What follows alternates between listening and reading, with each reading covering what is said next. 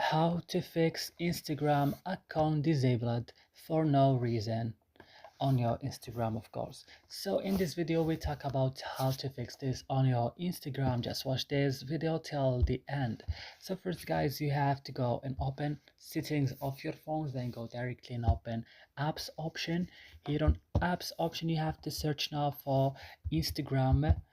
Then when you find Instagram you have to click.